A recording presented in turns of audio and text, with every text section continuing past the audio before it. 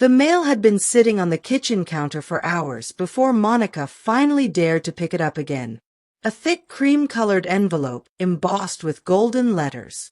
Her mother's handwriting was unmistakable, bold, elegant, and commanding. She opened it carefully, though she already knew what it said. Family dinner gathering, attendance mandatory. Formal attire required. Monica's lips trembled as she read the words for the 5th time. It wasn't a request. It wasn't even an invitation. It was a royal decree. Her parents had always operated that way, turning family into a stage where they performed as the perfect household, where appearances mattered more than feelings. Her husband, Elijah, was sitting at the small oak table by the window, sipping his coffee quietly. His face was calm, as always, but Monica knew he could read her heart. "They're calling us again, aren't they?" he asked softly, without looking up from his cup. Monica set the invitation down with a sigh. Yes. Another one of their grand dinners. Everyone's supposed to show up, dressed like we're going to a red carpet event. Elijah smiled faintly, that patient smile she loved. "So we'll go. It's just dinner. Just dinner." Monica gave a bitter laugh. "You know it's never just dinner with them. It's a chance for them to parade Marcus's new promotion, to gush about Lisa's fancy vacation, to measure everyone's worth like trophies on a shelf." He reached across the table and gently squeezed her hand. "Then we'll show up for us. For Kendra and Isaiah. We'll hold our heads high. Their approval isn't our bread and butter." Monica wanted to believe him. She glanced at her children, who were finishing their breakfast. Kendra, 12 years old, was practicing braiding her little brother Isaiah's hair as he giggled. They were innocent, pure. "Mom," Kendra asked, "are we going to Grandma's this weekend?" Monica hesitated, then nodded. "Yes, baby. We're going. But remember this, no matter what happens, you are loved, and you belong. Never forget that." Driving to work later that morning, Monica's thoughts wandered back to the day she introduced Elijah to her parents. She could see it vividly, like a scar carved into her memory. They had been sitting in her parents' lavish living room, all polished marble floors and heavy drapes. Elijah, dressed simply in a clean white shirt and navy slacks, had extended his hand to her father. "Good evening, sir. My name is Elijah Carter. It's an honor to meet you." Her father had looked at that hand like it was dirty. He leaned back in his armchair and folded his arms. "Monica," he had said sharply, "this is the man you've chosen?" "Yes, Daddy," she had whispered, her heart pounding. Her mother had added, almost like a hiss, "He looks wretched. Does he even have a decent job? Monica, you are educated, beautiful, and smart. You could marry a lawyer, a doctor, someone who will lift our family name higher. Why would you throw yourself away like this?" Elijah hadn't flinched. He had simply smiled and said, "Ma'am, I may not wear riches on my sleeves, but I carry honor in my heart. I will take care of your daughter with all I have." Her parents weren't convinced. For them, love meant nothing without a visible bank account to match. From that day, they treated Elijah like an outsider, a stain on their perfect image. Yet Monica had stood by him. Because unlike all the flashy men she had dated before, Elijah was solid. His love wasn't loud, but it was steady. When her car broke down, he came. When she was sick, he stayed by her bedside. When she cried, he listened. He was poor in her parents' eyes, but to her, he was wealth itself. The Saturday of the family dinner arrived like a storm. Monica ironed her children's clothes with careful hands. Kendra wore a soft pink dress that fluttered when she twirled. Isaiah, just 8, wore a crisp button-down shirt tucked neatly into khaki pants. Elijah came into the bedroom holding his old navy blazer. "Think this will pass their inspection?" he asked, half joking, half serious. Monica smiled, though her chest ached. "You look perfect to me." As they drove up the long circular driveway to her parents' mansion in Atlanta, Monica felt the knot in her stomach tighten. Their house was a monument to pride: white pillars, wide glass windows, and manicured lawns. Luxury cars gleamed in the driveway, each belonging to one of her siblings. Her parents stood at the entrance, smiling broadly as they greeted guests. But when they saw Monica and Elijah, their smiles faltered. "Monica," her mother said stiffly. "You came." "Yes, Mama," Monica replied, keeping her voice steady. Her father's eyes traveled over Elijah's modest blazer, his plain shoes, the children's simple outfits. His lips pressed into a thin line. "We'll see you inside," he muttered, turning back to another guest. Inside, the dining hall sparkled. A long mahogany table stretched across the room, glittering with silverware and crystal glasses. Platters of roasted turkey, glazed ham, macaroni and cheese, candied yams, collard greens, and cornbread filled the air with rich aroma. Everyone was already seated: Marcus with his flashy Rolex, Lisa in her designer dress, cousins chattering about new investments. Monica guided her children toward the table, but before she could pull out a chair, her father raised his hand. "Monica," he said coldly, "this table is full. You and your husband and children can wait. Perhaps after everyone else has eaten, we will see." A hush fell over the room. Monica froze, her face burning. "Daddy, there are 4 empty chairs over there," she said, pointing. Her mother shook her head, her voice like ice. "Those seats are reserved for your siblings' children. We don't want confusion." Monica's heart cracked.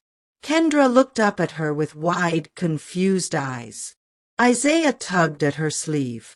"Mom," he whispered, "why can't we sit? Did we do something wrong?" Monica swallowed hard, forcing back tears. "No, baby. You did nothing wrong. Sometimes grown-ups forget what really matters." Elijah's jaw tightened. He pulled his children close and guided them toward a lonely corner of the room, away from the glittering table. Laughter resumed, forced and sharp. But Monica knew everyone had seen it, the open humiliation of her family. The laughter around the table was warm and loud, the clinking of glasses filling the dining hall. Monica sat in the far corner with her family, watching the scene unfold as if she were invisible. Her father, Edward, sat at the head of the table like a king on his throne, his deep voice carrying as he toasted Marcus's new job promotion. "To my son," Edward said proudly, lifting his glass, "for securing the position of vice president at one of the top firms in the city. You've made us proud, son. Cheers." The family erupted in applause. Monica forced a smile, clapping softly, but her heart ached. She could feel Elijah's steady hand resting on her knee under the table, grounding her. Kendra leaned close and whispered, "Mom, I'm hungry." Monica stroked her daughter's hair. "I know, baby. We'll eat soon." But when the first plates of roasted turkey and cornbread were passed around, they never reached Monica's corner. The food moved from person to person, skipping over her family as if by design. "Excuse me," Elijah said politely, raising his hand. "May I have a plate for my children?" Her mother's eyes narrowed. "There are limited portions," she said coldly. "We can't afford to waste food." The room fell silent. Monica felt every pair of eyes on her, siblings smirking, cousins whispering, nieces and nephews giggling behind their napkins. Marcus leaned back in his chair, his voice dripping with sarcasm. "That's what happens when you marry beneath you, Monica. Maybe next time you'll choose wisely." Laughter rippled around the table. Monica's cheeks burned hot. She reached for Elijah's hand under the table, but he gently pulled away, straightening his back. Elijah rose slowly, his tall frame commanding attention though his tone was calm. "Respectfully," he said, his deep voice cutting through the laughter, "being poor is not a crime. But arrogance is a disease." The room stilled. Marcus's face twisted. "Don't come here preaching. You're lucky we even let you in this house. Elijah's eyes didn't waver. Lucky. A family should not treat its own flesh and blood like outcasts at their own table. My children are hungry. They deserve the same dignity as yours. Edward slammed his hand on the table. That's enough, he barked. You should be grateful we tolerate you at all. Do not lecture me in my own house. Monica's heart raced. She stood quickly. Daddy, please. Why are you doing this? Why are you humiliating us? Her mother sniffed and adjusted her pearl necklace. Because you made your bed, Monica, and now you must lie in it. We warned you not to marry this man. Kendra's small voice broke the silence. Grandma, Grandpa, why don't you love us? Gasps filled the room. The child's innocence sliced sharper than any adult's words. Monica knelt, hugging her daughter tightly as tears blurred her vision. She whispered, "Sure, baby, don't cry. You're loved. Mommy and Daddy love you more than anything." Elijah's jaw clenched. He looked around the table, his eyes calm but burning with quiet fire. Enough is enough. Elijah reached into his pocket and pulled out his phone. I didn't come here to boast. I never wanted to. But tonight, you crossed a line when you denied my children food. So, let me tell you who I am. He tapped the screen, and within moments, the low hum of an engine echoed outside. Heads turned as a sleek black Rolls-Royce Phantom pulled into the driveway. Its polished surface gleamed under the floodlights, a silent symbol of power and success. The cousins scrambled to the window, pressing their faces against the glass. "Oh my God, that's a Rolls-Royce," one shouted. The laughter and smirks vanished, replaced by gasps of disbelief. "That's my car," Elijah said simply. "And that's only one of them." Edward's eyes widened. Gloria clutched her pearls so tightly they nearly snapped. Elijah stepped closer to the table, his voice calm but firm. "For years, you dismissed me as poor because I don't flaunt my wealth. You never bothered to ask who I really am. I am Elijah Carter, founder and CEO of Carter Enterprises, the company that built half of downtown Atlanta." The room erupted in whispers. Marcus stammered, his earlier confidence gone. "Why, you're that Elijah Carter? The one Forbes called one of the youngest billionaires in the state." "Yes," Elijah said, his tone quiet but cutting. "But wealth isn't what makes a man rich. Character does. And tonight, you've shown me that this table, filled with food and laughter, is starving of love." The silence was deafening. Monica could hear the clock ticking on the wall, each second echoing like a drumbeat. Her mother's face had gone pale. We didn't know." Elijah turned to her, his eyes sharp. "You didn't want to know. Because you judged me by my clothes, my car, my humility. You treated your daughter and grandchildren as if they were less than nothing. Tell me, what does that say about you?" Gloria's lips trembled. We thought you couldn't provide for her." Monica stepped forward, her voice shaking but fierce. "Mama, you didn't care whether he could provide. You only cared about appearances. You humiliated me in front of everyone because I chose love over wealth. And now, you see, you were wrong. But it doesn't matter anymore. Because I don't need your approval to know my worth." Her siblings sat frozen, their mouths open but no words forming. The same cousins who had laughed earlier now avoided eye contact. Kendra tugged Elijah's hand. "Daddy, can we go home now?" "Yes, baby girl," Elijah said softly, lifting her into his arms. He held Isaiah's hand with the other. Monica looked around the room one last time, her eyes blazing. "You thought we were poor. But the truth is, we are richer than all of you, because we have love, dignity, and peace. Things money can't buy." Without another word, the Carter family walked out of the mansion, leaving stunned silence and shattered pride behind them. The heavy front door shut behind them with a loud thud.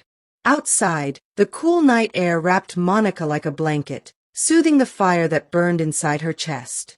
She took a deep breath, steadying herself. Elijah held Isaiah's hand while carrying Kendra, who laid her head against his shoulder. The glow of the mansion lights behind them seemed distant now, like a place that no longer belonged to them. As they approached the sleek Rolls-Royce, whispers from the dining hall followed. Through the large glass windows, Monica could see relatives staring, some standing, others whispering frantically. Her father sat rigidly in his chair, fists clenched, while her mother's face remained frozen in disbelief. "Mom," Kendra whispered, "why did they treat us like that? Don't they love you?" Monica kissed her daughter's forehead. "Baby, sometimes people confuse love with pride. They think respect comes from money or titles. But real love doesn't humiliate." Elijah opened the car door, helping the children inside. As Monica slid in, she caught one last glimpse of her mother standing at the window, her hand pressed to the glass, her eyes wide and wet. But no words came. The engine purred to life, smooth and commanding. Elijah shifted gears, and they pulled away from the mansion, leaving behind a trail of silence and broken pride. Inside the car, no one spoke for a while. The children leaned against each other, drifting into sleep. Monica stared out the window, her thoughts heavy. "Elijah," she whispered finally, "I hate that you had to do that. I hate that they pushed you to reveal what you never wanted to." He glanced at her, his face calm. "Monica, I didn't do it for me. I did it for you, and for our children. Tonight, they needed to see that their father is not weak. That dignity is worth fighting for." The following morning, Monica's phone buzzed endlessly. Messages flooded in. "Monica, please answer. We didn't mean to go that far. Your father wants to speak with you.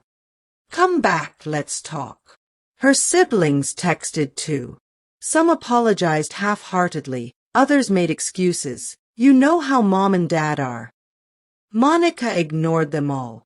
She sat at the breakfast table in her own home, watching Elijah help Isaiah butter his toast. Kendra sat beside them, giggling as Elijah made silly faces with the bread. In that moment, Monica felt peace. Her home was not a mansion, but it was warm.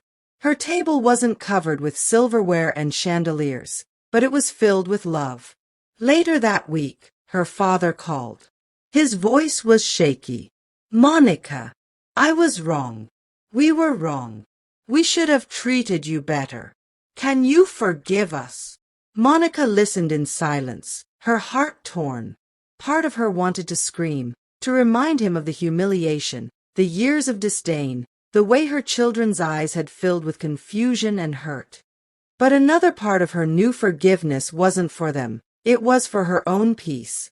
"Daddy," she said softly, "I can forgive you, but I can't forget.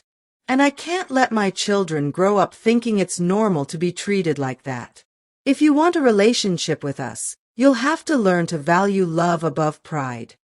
Her father didn't answer right away. When he finally spoke, his voice cracked. "I'll try. It wasn't perfect, but it was a start." Months passed. The Carter household thrived. Elijah continued to grow his business quietly, never flaunting, never boasting. His focus remained on his family, teaching his children values of humility and respect. Sometimes, Monica's parents called. Sometimes they came by, awkward and stiff, still learning how to bridge the gap pride had built. It was a slow process. But Monica no longer depended on their approval. One Sunday afternoon, as the family sat in their backyard enjoying a barbecue, Monica watched her children chase each other across the grass. Elijah flipped burgers on the grill, humming a tune. "Do you ever regret it?" Monica asked suddenly. Elijah looked up, puzzled. "Regret what?" "Choosing me. Choosing this path, instead of someone who would have fit into their world." He chuckled, shaking his head. Monica, I chose love, and love will always be the richest choice. Look at our children. Look at our life. How could I regret that? Her heart swelled. She leaned against him, her eyes misty. Later that night, as she tucked Kendra and Isaiah into bed, Monica whispered, "Remember this, my loves. The world will judge you by what you wear, what you drive, and how much you earn. But those things fade. What lasts is love, dignity, and truth. Never let anyone make you feel less because you choose love." Her children nodded sleepily, their small hands clutching hers. And as Monica turned off the light, she smiled. Because she knew now, without a doubt, though her parents had stopped her family from eating at their table, she and Elijah had built their own. A table of love, where no one was ever excluded. A table richer than gold. Years later, when Elijah's name appeared on Forbes magazine again, Monica didn't feel pride in his billions. She felt pride in the way he still held her hand every morning. She felt pride in her children, who grew up strong, kind, and unashamed of humility. Her parents eventually softened, humbled by their mistakes. They never fully shed their pride, but they tried. And Monica forgave, not for them, but for herself. Because true wealth was never in the mansion, the cars, or the titles. It was in the love they carried. And that was a legacy no one could take away.